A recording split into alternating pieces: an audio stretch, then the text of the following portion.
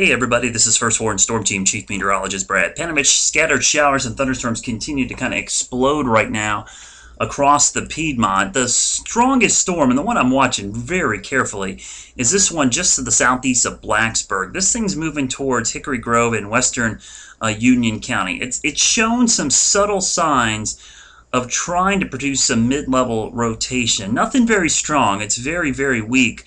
But you can see it's got a lot of lightning with it. In fact, this is really the only storm that has any lightning with it. Some hail associated with it, likely just some heavy rain. But the one thing I'm watching is I'm going to show you the Doppler velocities here on the left.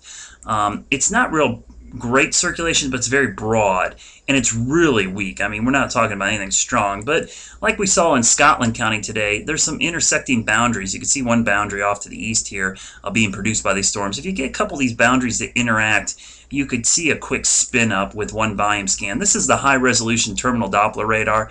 In fact, I get an update every minute. And if you look at this area, there's a subtle hint of a little bit of a hook there. And on the velocity day, not very impressive. This doesn't mean this is going to be a tornado right now, but something to keep an eye on. I wouldn't be surprised if this thing has some small damaging winds or has some really nasty looking clouds with it. Just something that I want to keep an eye on here for the next, I would say, 30 minutes or so. The only good news is that the air mass over the Charlotte area and the York County is relatively more stable than what's going on to the west. So it's definitely something to bear watching here. I'm going to kind of watch this here for the next couple of hours. But if you live in York County, just keep an eye to the TV. Keep an eye on my Twitter feed for any updates on this storm. It's moving to the east at only about 10 miles an hour. So York, Clover, Fort Mill, Lake Wylie, you'll have to watch this as it moves to the east.